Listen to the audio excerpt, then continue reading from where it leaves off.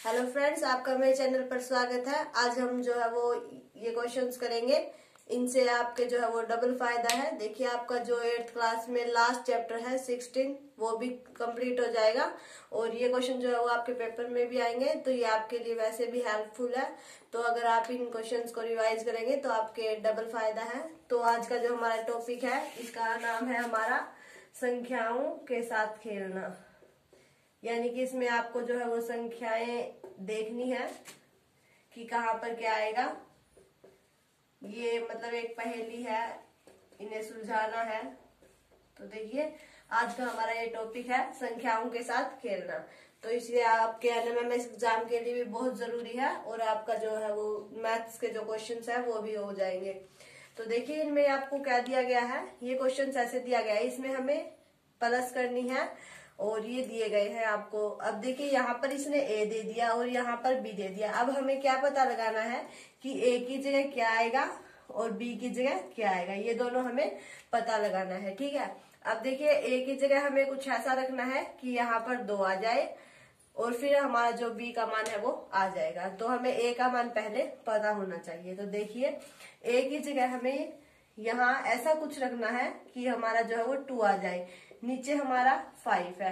तो देखिए, 5 में अगर हम 1 जोड़ते हैं तो 6 बनेगा। इस तरह हमें जो है वो देखना पड़ेगा कि हम ऐसा क्या जोड़े 5 के अंदर, क्योंकि देखिए एडिशन करनी है, इन दोनों में मल्टीप्लीकेशन करनी है, तो आपको इस बात का भी ध्यान रखना है। तो देखिए, ए की जगह हमें ऐसा क्या जोड़े कि 5 में हम ऐसा क्या जोड़े कि हमारा यहाँ पर 2 बन जाए। तो देखिए, अगर 5 में हम 5 जोड़ते हैं तो हमारा 10 बनता है, यानी कि ये तो 0 बन रही है, लेकिन ये जो इकाई का अंक हमारा क्या होना चाहिए, 2 होना चाहिए। तो अगर हम 5 में 7 जोड़ देते हैं तो 5 और 7 12 हो जाएंगे, यानी कि इकाई का अंक हमारा 2 आ जाएगा और हमें यहाँ पर क्या चाहिए, 2 ही चाहिए इकाई का। तो देखिए, हम ए की जगह क्या रख सकते हैं, 7 रख सकते हैं। तो देखिए, 7 और 5 12 हो जाएंगे, 2 आ जाएगा, 1 कैरी हो जाएगी, 3 और 2 5 और 1 6। तो बी का मान आपका क्या हो जाएगा, 6 हो जाएगा।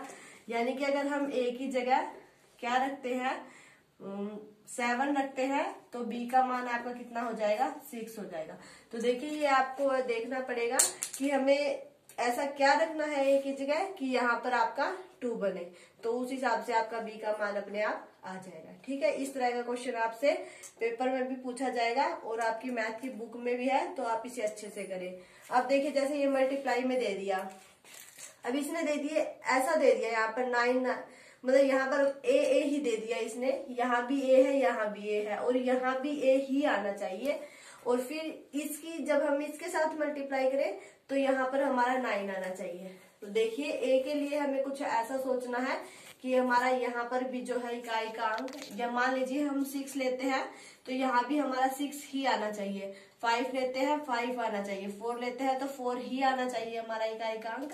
तो इस तरह से हमारा कुछ सोचना पड़ेगा। तो देखिए, अगर आपको स्केयर्स याद है तो आपको कोई दिक्कत नहीं होगी। जैसे देखिए, यहाँ पर ए दे रखा है, यहाँ भी ए है, अगर यहाँ ए होता यहाँ भी होता तो ठीक थी। अब तो देखिए, ए और ए यानी कि ए का स्क्वायर ही हो गया, यानी कि हमें किसी ऐसे नंबर का स्क्वायर सोचना है जिसका जो है वो इकाई का अंक भी वही हो। जैसे देखिए, 3 का स्क्वायर करते हैं हम तो हमारा 9 आएगा, लेकिन हमारा यहाँ क्या आना चाहिए, 3 ही आना चाहिए, तो ये नहीं होगा। तो जैसे देखिए, हम 5 का स्क्वायर करते हैं, 5 × 5 यानी कि 25, हमारा इकाई का अंक भी क्या आ गया, 5 आ गया, तो हम 5 ले सकते हैं ए की जगह। पर हमें ये भी देखना है कि साथ में यहाँ भी 9 आना चाहिए। तो देखिए, मान लीजिए हम यहाँ 5 रख देते हैं ए की जगह, यह भी 5 हो गया, 5 5 जा 25, 2 कैरी हो गई, 5 1 जा 5 और 2 7 हो गया। तो यहाँ पर 9 नहीं आया, इसका मतलब 5 जो है वो आपका ठीक नहीं है। अब आप दोबारा से ऐसा कुछ सोचिए कि जो हम यहाँ ले तो उसका इकाई का अंक भी वही आए। तो देखिए, अगर हम 6 का स्क्वायर कर देते हैं, 6 6 जा 36 होता है, तो इसका इकाई का अंक भी क्या आएगा, 6 ही आएगा। तो अब देखिए, आप यहाँ पर 6 6 रख के देख लीजिए ए की जगह, यहाँ भी 6 और यहाँ भी 6 6 जा 36 कैरी 3, 6 1 जा 6 और 3 9। तो यहाँ भी आपका 9 आ गया और 6 6 जा 36 होगा, तो यहाँ भी आपका 6 ही आया, यानी कि ए के साथ मल्टीप्लाई की ए ही आ गया, तो इकाई का अंक आपका 6 आ गया। और जब हमने इसके साथ मल्टीप्लाई की और ये कैरी इसके अंदर जोड़ा तो ये 9 आ गया, तो आपका सोल्व हो गया। तो इस तरह से आपको जो है वो सोचना पड़ेगा। अब देखिए जैसे ये दिया गया है, इसमें हमें ए और बी दोनों के मान बताने हैं और 5 से मल्टीप्लाई करनी है और नीचे हमारा ये आना चाहिए सी, ए और बी। अब देखिए सोचना पड़ेगा कि 5 की किसके साथ मल्टीप्लाई करें कि यहाँ भी वही आ जाए। जैसे देखिए 5 के अगर हम 5 के साथ ही कर देते हैं, 5 5 जा 25, इकाई का अंक 5 आ जाएगा, ठीक है, यानी कि यहाँ बी 5 आ जाएगा, 2 कैरी हो जाएगा। अब हमें ए की जगह भी ऐसा ही सोचना है कि उसकी मल्टीप्लाई करें, फिर अगर 2 ऐड करेंगे तो वो सेम तो नहीं आएगा, चाहे वो हम किससे भी मल्टीप्लाई कर दे उसकी। तो यानी कि बी की जगह हम ये नहीं रख सकते, बी की जगह हम और क्या रख सकते हैं, बी की जगह हम 0 रख सकते हैं। देखिए अगर बी की जगह हम जो है वो 0 रख देते हैं, ठीक है, इसकी मल्टीप्लाई 5 के साथ है, 5 0 0, बी की जगह हमने 0 रखा, यहाँ भी 0 आ गया, यहाँ भी हमारा बी ही आ गया। अब यहाँ ए आना चाहिए, तो 5 की अगर हम 5 के साथ अब मल्टीप्लाई कर दे तो यानी कि ए की जगह अगर हम 5 रख दे तो अब देखिए ए की जगह तो 5 रख दीजिए और बी की जगह 0 रख दीजिए, आपका सोल्व हो जाएगा। तो ए की जगह 5 0 5 5 0 0 5 5 जा 25।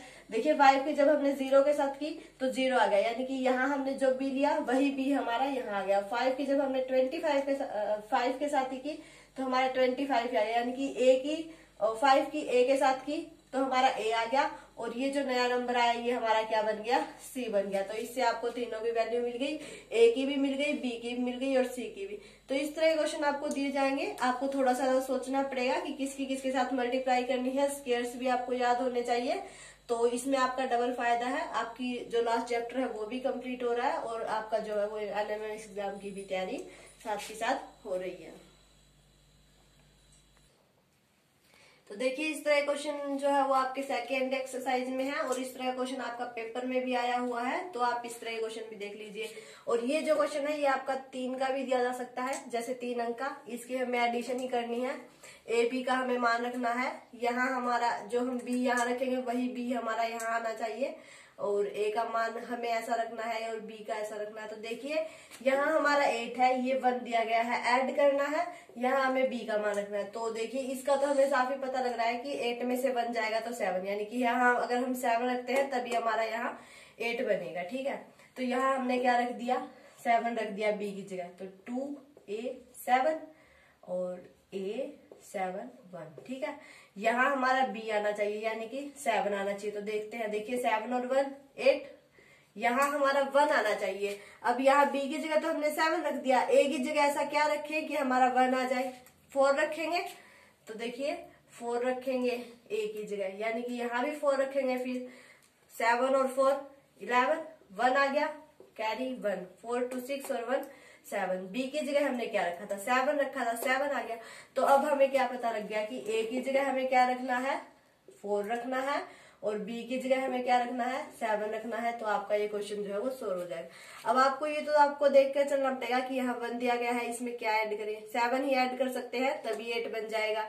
फिर यहाँ 7 हो गया, अब इसमें ऐसा क्या ऐड करें, यानी कि ए की वैल्यू क्या रखे कि यहाँ हमारा 1 बने, तो 11 होगा तभी 1 बनेगा, तो 4 रख दिया, 11 बन गया, 1 कैरी हो गया, 4 2। ये भी आपको देखना पड़ेगा कि ये आपका फिट बैठ रहा है नहीं, हो सकता है 21 भी हो, 21 होगा तब भी यहाँ पर 1 आएगा, हो सकता है उसके हिसाब से दे दिया जाए। तो वो आपको देखना पड़ेगा कि ए बी की वैल्यू रखे कि वो सेट हो रही है या नहीं। अब देखिए अगर आपको इस तरह का क्वेश्चन दिया जाए 31 Z 5, ये मान लीजिए रकम है आपकी और इसने कहा है कि ये 3 का गुणज है, यानी कि 3 का गुणज है, 3 का विभाज्य है, मतलब ये जो रकम है ये 3 से आपकी डिवाइड हो रही है, तो हमें z का मान बताना है कि z का मान क्या होगा। और ये मतलब 3 का गुणज है, इसका मतलब है कि 3 से ये पूरा पूरा डिवाइड हो जाएगा, ठीक है। तो देखिए z का मान हमें बताना है, तो इसके लिए मैं आपको बताती हूँ आपको क्या करना है, जो आपको दी गई है उसे प्लस कर दीजिए, 31 प्लस z प्लस 5, 3 का होना चाहिए। तो देखिए 31 और 5 आपका कितना हो गया, 36 plus z is equal to 3 हो गया, ठीक है। अब देखिए z की जगह हम ऐसा क्या रखें कि वो 3 से डिवाइड हो जाए। अब देखिए z की 36 है, 3 से डिवाइड हो जाएगा, हो जाएगा, देखिए 3 1 जा 3 और 3 2 जा 6, हो गया डिवाइड, 12 आ गया, पूरा पूरा डिवाइड हो रहा है, शेषफल नहीं बचना चाहिए। तो देखिए z की जगह अगर हम 0 रख देते हैं तब भी ये 36 डिवाइड हो जाएगा। नहीं तो जेड की जगह अगर हम 3 रख देंगे तो 39 हो जाएगा, वो भी 3 से डिवाइड हो जाएगा। अगर 6 रख देते हैं तो 42 हो जाएगा, वो भी आपका 3 से डिवाइड हो जाएगा। यानी कि इसका कहने का मतलब क्या है कि आप जेड की जगह 0 रख सकते हैं, और या फिर 3 की टेबल में आपका जो जो आता है आप वो सब कुछ रख सकते हैं, जिससे कि ये 3 से आपका डिवाइड हो जाएगा। यानी कि जेड का मान क्या होगा, 0 भी रख सकते हैं, और 3 की जो टेबल है उसका भी कोई भी नंबर हम रख सकते हैं, फिर ये 3 से क्या हो जाएगा, डिवाइड हो जाएगा। तो अगर आपको इस तरह से पता लगाना हो तो आप इस तरह से इसे देख सकते हैं। जैसे देखिए ये दिया गया है, ये 9 का दिया गया है, 21 है, 21 plus Y plus 5 is equal to 9 से डिवाइड होना चाहिए। तो 21 और 5 हमारा कितना हो गया, 26 प्लस वाई इजिकल टू 9। अब देखिए 9 एकम 9, 9 दूनी 18, 9 तिया 27 होता है। 18 मतलब ऐड करना है, सब्ट्रैक्ट तो हम कर ही नहीं सकते। तो y का मान आपका क्या हो सकता है, फर्स्ट ऑफ ऑल 1 हो सकता है। यानी कि y की जगह अगर हम 1 रख दे तो ये 27 हो जाएगा, और 9 से क्या हो जाएगा, आपका पूरा पूरा डिवाइड हो जाएगा। बाकी आप 10 भी रख, मतलब 11 भी 1 रख सकते हैं, उसमें 9 और जोड़ के आप 10 भी रख सकते हैं। 9 चौका 36, तो वो भी आपका डिवाइड हो जाएगा। इस तरह से आप 9 के टेबल में आगे आगे आप जो आ सकते हैं वो उसमें ऐड करके लिख सकते हैं, जिससे 9 से डिवाइड। लेकिन सबसे पहला ऑप्शन आपका क्या होगा, 1 होगा। आप इसमें 1 ऐड करके 27 बन जाएगा, वो 9 से आपका पूरा पूरा डिवाइड हो जाएगा। तो y की वैल्यू आपकी क्या हो जाएगी, 1 हो जाएगी। तो इस तरह से आप इसकी शॉर्ट ट्रिक से पता लगा सकते हैं। अब जैसे देखिए 24 है प्लस x, 3 का दिया गया है कि 3 से डिवाइड होना चाहिए। तो देखिए अगर हम x की जगह 0 रख देते हैं तो भी हो जाएगा, क्योंकि 8 या 24 होता है, तो 3 से पूरा पूरा डिवाइड हो जाएगा अगर हम x की जगह 0 रख देते हैं। या फिर अगर हम 3 रखेंगे तो ये 27 बन जाएगा, 9 3 जा 27, तो वो भी हो जाएगा। 6 रखेंगे तो भी हो जाएगा। यानी कि अगर हम 3 के टेबल में आने वाली कोई भी अंक जो है वो इसमें रख देंगे x की जगह, तो वो आपका पूरा पूरा डिवाइड। तो मेरा कहने का मतलब ये है कि आप इसे ऐसे प्लस में लिख के, जो भी रकम आपको दी गई है उसे आप ऐसे प्लस में लिख के उसे काउंट करके फिर आप ये आसानी से पता लगा सकते हैं कि उसकी जगह हमें कौन सा नंबर रखना है, 0 रखना है, 3 रखना है, 6 रखना है। देखिए अगर आपका एनएमएस एग्जाम में आएगा तो आपको ऑप्शन दिए होंगे, आपको इतना कंफ्यूज होने की जरूरत ही नहीं है कि क्या रखना है। बाकी अगर आपकी मतलब आपकी जो बुक में दिया गया है उसमें आप सारा कुछ लिख सकते हैं कि 0 x का मान जो है वो हम 0 भी रख सकते हैं, 3 भी, 6 भी, 9 भी, उसके आंसर में आप सब लिख सकते हैं। लेकिन एनालिसिस एग्जाम का जो पेपर होगा उसमें आपको 4 ऑप्शन दिए होंगे, आपको उनमें से एक सिलेक्ट करना होगा। तो आपको पहले ध्यान से देखना होगा कि कौन सा ऑप्शन जो है वो सही है, इसमें सही बैठ रहा है, तो आपको उस तरह से उसका आंसर जो है वो देना होगा। तो देखिए फ्रेंड्स, आज हमने ये क्वेश्चन किया है, इससे आपका जो है वो चैप्टर भी कंप्लीट हो गया, और आपके एग्जाम में जो 2-3 क्वेश्चन होंगे इस तरह के वो भी आपके हो जाएंगे। तो आप इन्हें करके देख लीजिए ताकि आपका चैप्टर भी प्रिपेयर हो जाए साथ के साथ, और आपका जो है वो क्वेश्चंस भी आपके अच्छी तरह से हो जाए। तो अगर आपको मेरी वीडियो अच्छी लगे तो इसे लाइक कीजिए, ज्यादा से ज्यादा शेयर कीजिए, और अगर आप मेरे चैनल पर नए हैं तो इसे सब्सक्राइब करके बेल आइकन दबा लें, ताकि आपको मेरे आने वाले वीडियो के नोटिफिकेशन मिलते रहें और आप अपने एग्जाम की तैयारी जारी रख सकें।